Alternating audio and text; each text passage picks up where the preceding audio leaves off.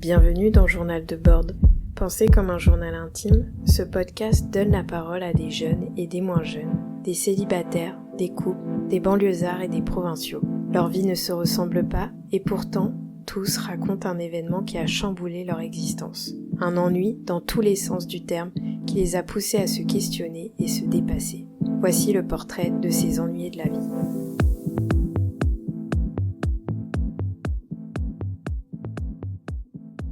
Alors moi, je travaille dans le marketing.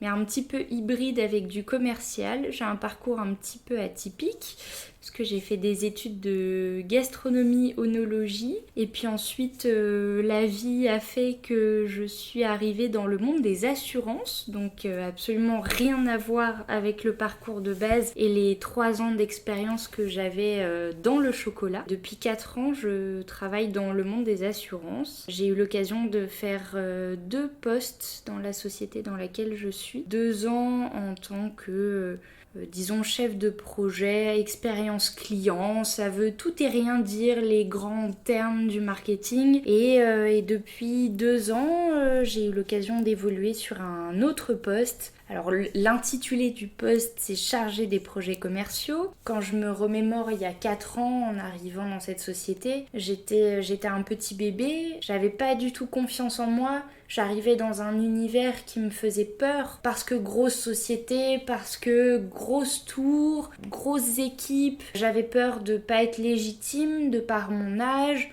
de par mon expérience. Et j'arrivais dans un monde que je connaissais pas, je savais pas à quoi m'attendre. Et bon, à la base, j'étais là pour un contrat temporaire, donc j'en attendais pas énormément. Et en même temps, c'est arrivé à une période de ma vie où j'étais au chômage, où il fallait que je retrouve quelque chose. J'avais envie de travailler, j'avais besoin de travailler. Et à l'époque, ce travail était tombé vraiment comme un miracle pour moi. Ça m'avait remotivée. J'étais fière quelque part. Quand j'y repense aujourd'hui, c'est peut-être mal placé, mais c'était comme si je réussissais quelque chose d'arriver dans cette structure qui m'impressionnait tant. J'ai dû le voir comme un symbole de réussite. Et ça n'a pas été facile pour moi parce que malgré le fait que j'avais des collègues bienveillants et que j'ai eu la chance d'avoir quelqu'un qui m'expliquait mon travail quand je suis arrivée, donc j'ai pu m'y familiariser. J'étais très timide, très renfermée. J'avais peur de ce que tout le monde pouvait penser de moi. Vraiment, j'avais pas du tout confiance en moi. J'avais l'impression de déranger. Je voulais très bien faire mon travail parce que je suis quelqu'un de très consciencieux. Je m'impliquais à fond et en même temps, je sentais aussi un décalage d'âge avec mes collègues qui avaient pour la plupart 10 ans, 20 ans de plus que moi au minimum. Donc forcément, il y a un décalage dans les discussions. Je me sentais pas forcément prise au sérieux, mais je me suis accrochée et puis finalement je trouvais des bons côtés dans ce travail. Bon, après l'organisation d'événements c'est jamais très simple, ça va avec son lot de stress, d'imprévus. Voilà, j'avais beaucoup de pression malgré tout déjà sur mes épaules et je pense que assez rapidement, je dirais au bout d'1 an et demi, j'ai déjà commencé à ressentir une certaine frustration parce que j'avais fait le tour de mon poste. Les événements clients d'une année à l'autre, c'était la même chose, c'était dans les mêmes villes, c'était avec les mêmes partenaires, donc il y avait une routine. Mon rôle s'arrêtait finalement à de la logistique. J'ai été frustrée dans le manque d'innovation que je pouvais amener, dans des propositions d'amélioration qui pouvaient être rejetées. J'avais absolument pas la liberté de construire mon poste, de construire vraiment les événements. J'étais là pour dérouler ce qui existait déjà. Je me sentais un peu inutile. Mon poste n'était plus en adéquation avec ce que je me sentais capable de faire. J'avais besoin de challenge, j'avais besoin de plus.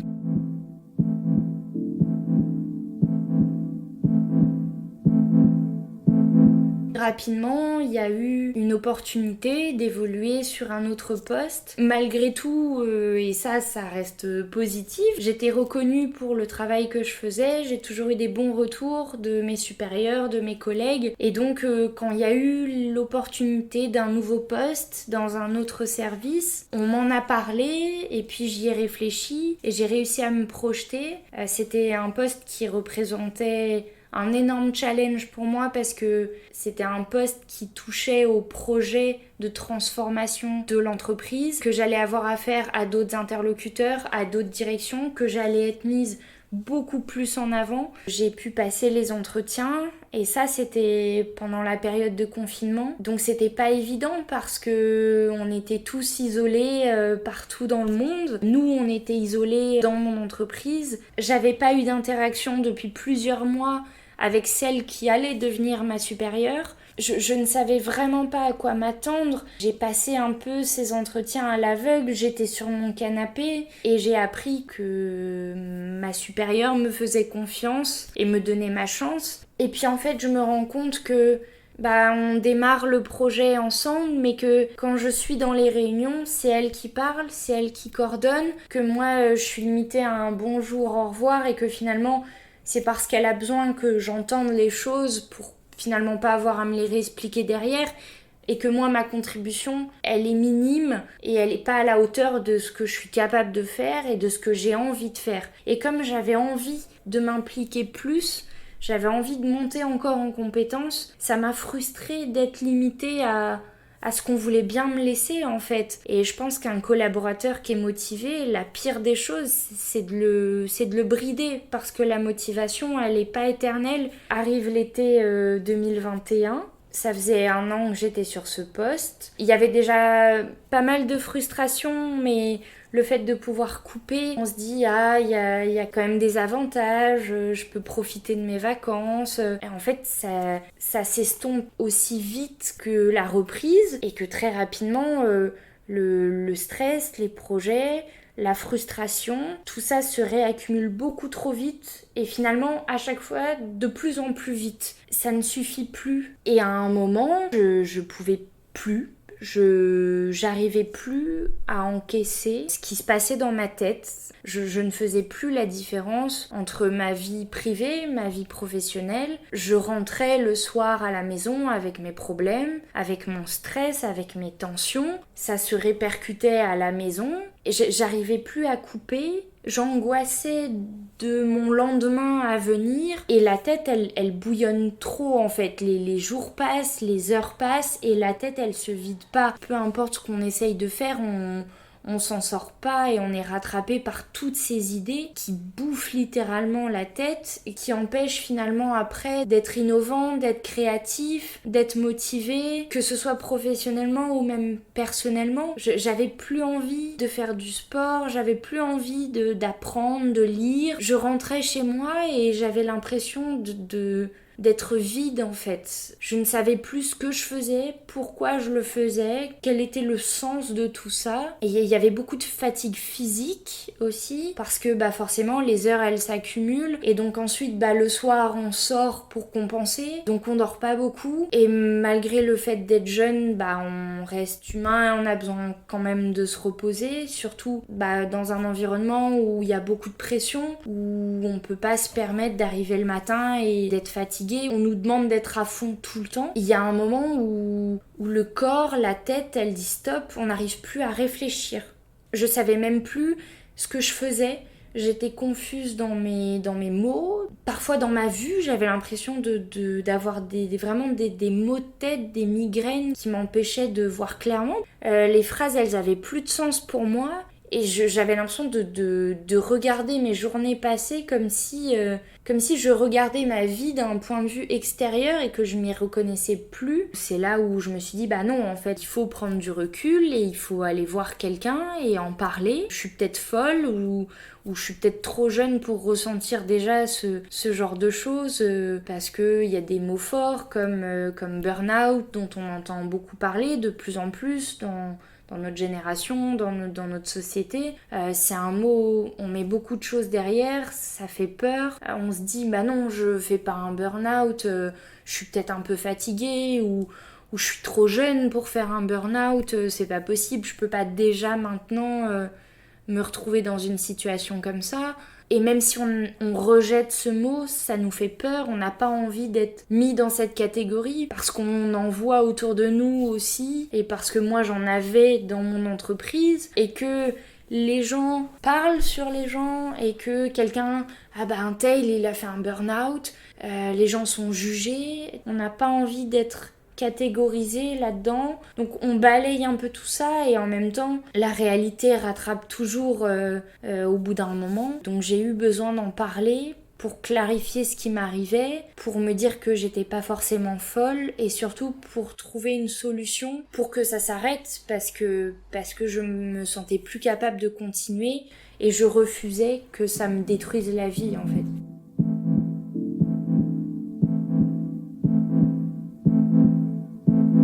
J'ai été voir un médecin, j'y allais dans l'optique de vraiment faire un break. J'ai trouvé la force de raconter pendant quelques minutes au médecin. Tout de suite, le médecin a repris les termes que j'avais utilisés, qui m'a décrit ce que j'étais en train de vivre, qui m'a dit ce sont tous les signes d'un burn-out, qui m'a dit mais c'est quelque chose qui est courant.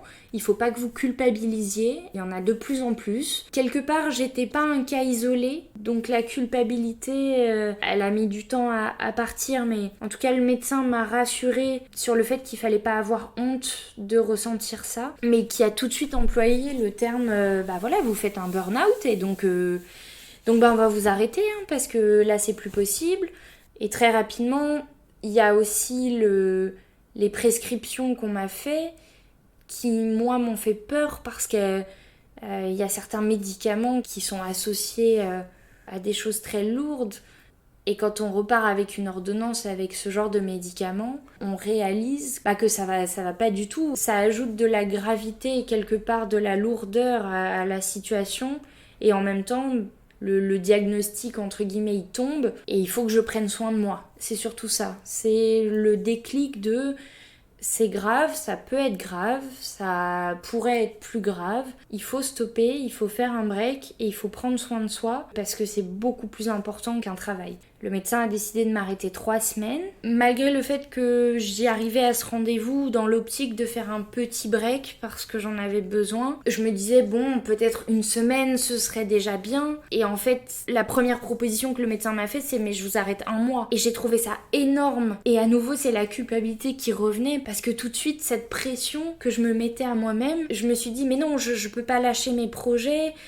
J'ai plein de choses en cours, je peux pas faire ça à ma chef, elle compte sur moi. J'ai dit au médecin que j'avais peut-être pas besoin d'autant. J'avais 1 semaine de congé qui arrivait sur les fêtes de fin d'année. Donc on a réduit un petit peu l'arrêt, on a convenu que si ça n'allait pas au moment de reprendre, je pouvais y retourner et ça pouvait se prolonger. Quand j'ai été arrêtée, ça a été très rapide. Forcément, on sort du rendez-vous et l'arrêt, il commence tout de suite, il commence dans la foulée. Et est arrivé le moment de l'annoncer à ma chef, donc il y avait cette angoisse aussi qui planait au-dessus de ma tête. Ça a suscité beaucoup d'étonnement de sa part, surtout que je m'arrête finalement ce qui paraissait être comme beaucoup de temps pour elle, que là je m'arrête net pendant 3 semaines sans aucune explication parce que il n'y avait pas de motif sur l'arrêt de travail. Quand elle m'a appelée, je suis restée très vague sur le motif. J'ai dit que ça n'allait pas bien physiquement, que j'allais faire des examens, mais à nouveau par honte, je pense, j'ai pas voulu parler d'un burn-out ou de suractivité parce que j'avais pas envie non plus de la faire culpabiliser. Et finalement, quand ça a démarré, le 1er jour ou le 2e jour, je pense qu'il y avait un certain soulagement de plus avoir à ouvrir l'ordinateur. Je savais que il y avait certaines échéances qui arrivaient, certains projets, certaines réunions auxquelles du coup je n'avais pas à participer et ça a été un gros soulagement. Et finalement assez rapidement j'ai ressenti un grand vide parce que je me retrouvais seule chez moi, que j'avais plus d'obligations entre guillemets mis à part prendre soin de moi, mais que je savais pas prendre soin de moi. À partir du moment où il y a un élément qui disparaît, comme c'était l'élément qui me prenait le plus de temps dans mon quotidien, je perdais mes repères et j'étais vide. Et je me suis sentie très vide de mes journées que je n'arrivais pas à combler, que je n'avais pas envie de combler parce que je savais qu'à un moment, il fallait que je retourne aussi dans ce rythme, que ça reviendrait. J'avais besoin de vide et en même temps, le vide était trop présent. Et il y a eu forcément un décalage avec mon conjoint qui, lui, continuait à travailler beaucoup, qui m'a vue dans cet état et qui essayer de me soutenir maladroitement parce que quand on ne le vit pas, on ne peut pas le comprendre et que les mots ne sont pas forcément adaptés, ne sont pas forcément ceux qu'on aimerait entendre et que quand il rentrait du travail le soir, moi j'avais passé ma journée dans le vide, donc lui pensait que tout pouvait me faire plaisir, que j'avais envie de sortir, de faire des choses, de me changer les idées, alors que j'étais vraiment pas dans un état ni de discuter, ni de faire quoi que ce soit, j'avais plus goût à quoi que ce soit. Mon esprit, il était trop heurté pour que soudainement j'arrive à retrouver un élan de motivation, de reconstruction. Je pense que j'ai continué à descendre un peu dans cette spirale d'isolement, de vide, d'angoisse. Je me sentais incomprise. Ça a duré un petit moment malgré tout. Donc certes, il y a eu le repos physique qui arrive indéniablement au bout d'un moment, mais le repos mental, il est beaucoup plus compliqué à cheminer, à achever, à continuer. Et quand on est seul face à soi-même, on a rapidement tendance aussi à retomber dans des pensées négatives, même si ça commence à aller un petit peu mieux.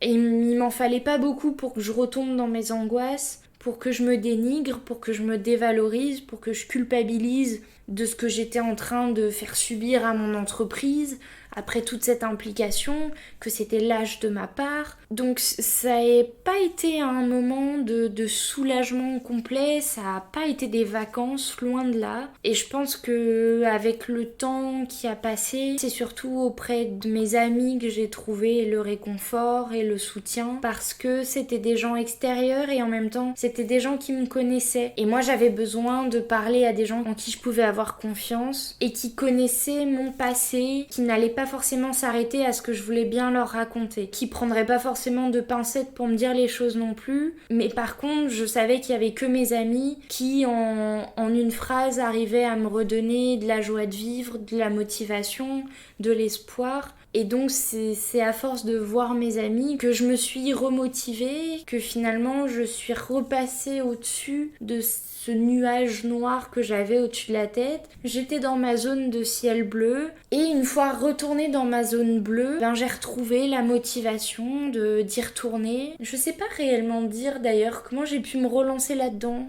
J'ai plus souvenir d'un déclic. J'ai réussi peut-être à oublier, à prendre du recul par rapport au travail, par rapport aux problèmes qui pouvaient être liés à mon quotidien et de me dire que finalement je sauve pas des vies, loin de là, et que ça reste un travail et que certes je vais y retourner mais je vais prendre du recul et que je refuse à nouveau de subir certaines choses. Et donc j'ai réussi à me faire une liste de bonnes résolutions ou des choses que j'allais mettre en œuvre pour reprendre le plus sereinement possible ce travail et cette entreprise et ses projets et ses collègues et tout ce qui allait avec.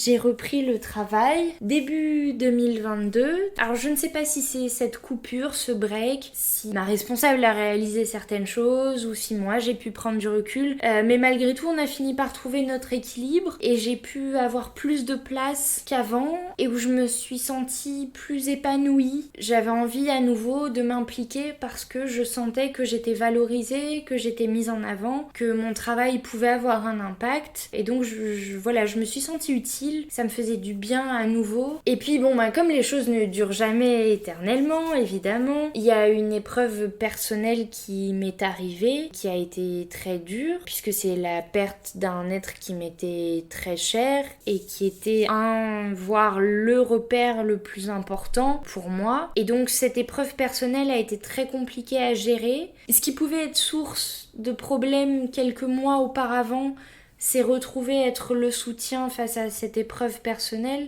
puisque j'ai eu la chance d'avoir une très grande compréhension de la part de ma manager. Donc finalement, à ce moment-là, le travail s'est effacé et n'a pas été une source supplémentaire de stress et de pression. Et une fois que cette épreuve personnelle a eu lieu, je vais pas dire c'est passé parce que c'est des choses qui passent pas comme ça, mais lorsque le travail a repris, j'ai eu besoin aussi de m'impliquer encore plus pour me changer les idées. Il y a eu un nouveau tournant dans cette vie professionnelle puisque le repère qui était mon manager et la relation de confiance, d'extrême confiance qu'on avait réussi à bâtir, j'ai appris qu'il y avait un départ. Et là, c'est comme si mon monde s'écroulait en fait, parce que tout ce que je m'étais donné depuis 2 ans dans ce poste, toute mon implication, c'était pour ma manager que je faisais ça parce que j'avais besoin de reconnaissance, parce que j'avais besoin qu'elle soit fière de moi et qu'il y avait une telle admiration pour elle que je l'aurais suivie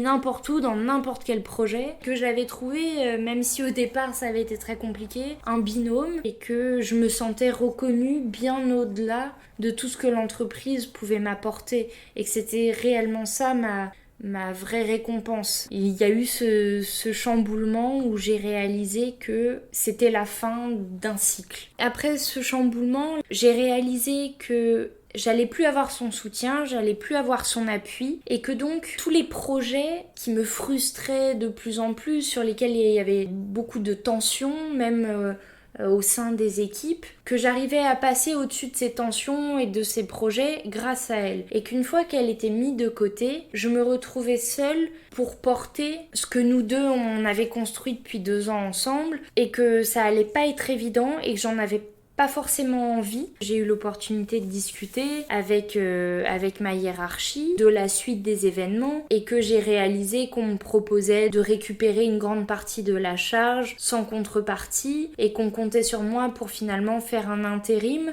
parce que j'avais les capacités de représenter l'équipe, de porter les sujets en attendant qu'ils recrutent quelqu'un pour la remplacer et qu'ensuite je reprendrais sagement ma place. Et là, je pense que cet échange a été déterminant parce que j'ai été très déçue. Je m'attendais pas à ce que ce soit ça l'objet de la discussion, probablement très naïvement, et surtout parce que j'ai trouvé ça aberrant. Et pour la première fois de ma vie, malgré le niveau de hiérarchie qui se plaçait en face de moi, malgré mon grand professionnalisme, mon implication, malgré plein de choses, malgré ma peur, j'ai osé pour la première fois de ma vie professionnelle dire non. Mais parce que ma bouche n'aurait pas pu sortir d'autres mots que non, on m'a avancé des arguments absolument aberrants. On a essayé de me retourner un petit peu le cerveau, de me faire culpabiliser. Ça a été amené de façon très très peu subtile. Et en face de moi, j'ai quelqu'un qui m'a pris pour une idiote de croire que je verrais pas au travers de tout ce qu'on me demandait.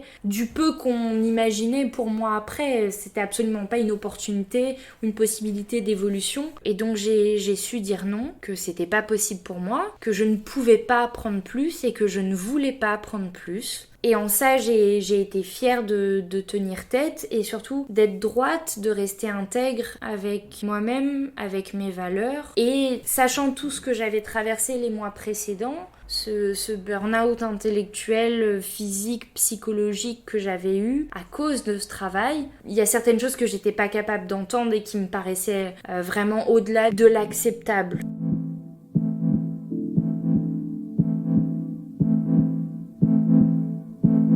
Et s'en est suivi plusieurs échanges avec toujours ma hiérarchie. D'ailleurs, à chaque fois, c'était de plus en plus haut. Plus les échanges avançaient, plus je réalisais que je n'étais finalement qu'un pion et que malgré le fait d'être identifiée comme talent, d'avoir pu bénéficier d'un coaching, d'un accompagnement, d'avoir de super résultats professionnels, que malgré tout ça, au lieu d'essayer de construire mon parcours professionnel au sein de cette entreprise, de me donner des raisons de me motiver, de continuer, ou juste de trouver des compromis pour que je m'implique, j'ai senti qu'en face de moi, on ne me croyait pas capable de m'affirmer, de m'écouter, et on ne me croyait pas capable de faire autre chose et d'aller voir ailleurs. On m'a laissé sous-entendre que finalement cette entreprise c'est tout pour moi et comment est-ce que je pourrais envisager de quitter cette boîte qui est si extraordinaire avec tout ce qu'elle avait à m'apporter et que j'allais le regretter. Et moi, plus on m'avançait des arguments comme ça, plus ma réflexion dans ma tête s'est faite naturellement et j'ai réalisé tout naturellement que c'était plus du tout pour moi, que je me reconnaissais pas là-dedans et j'en arrivais à être amusée de toute cette situation et de me rendre compte que j'avais rien à perdre et que j'avais tout à gagner à aller voir ailleurs et qu'il fallait que je le fasse maintenant. J'avais eu une très belle expérience, qu'il fallait que je capitalise là-dessus, mais pour autant que j'étais jeune, j'avais plein de choses à offrir, j'étais motivée et que je me sentais capable d'aller chercher une entreprise qui me ferait confiance, qui a envie de me laisser ma chance et que j'avais besoin de redonner du sens à mon quotidien et que ce serait pas dans ces conditions que ce serait possible. Donc j'ai eu besoin de m'écouter et de réellement accepter qu'il y avait une page à clôturer, à tourner et que j'avais besoin de repartir sur une nouvelle page.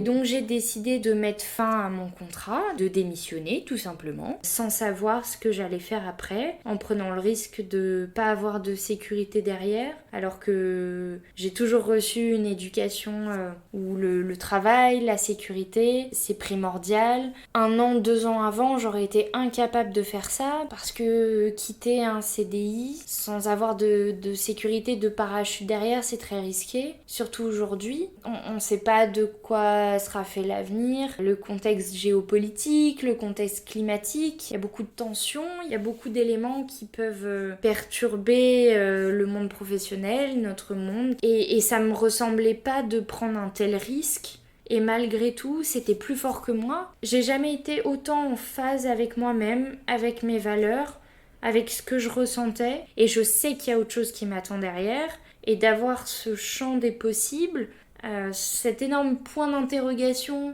mais qui en sont une multitude de petits points d'interrogation parce qu'il peut se passer plein de choses. Tout est à construire, tout est à reconstruire, et malgré tout, c'est la plus belle décision que j'ai dû prendre ces dernières années, et chaque jour qui passe depuis cette décision ne fait que me conforter dedans. Je sais qu'il y a autre chose qui m'attend derrière, même si l'herbe est pas forcément plus verte ailleurs.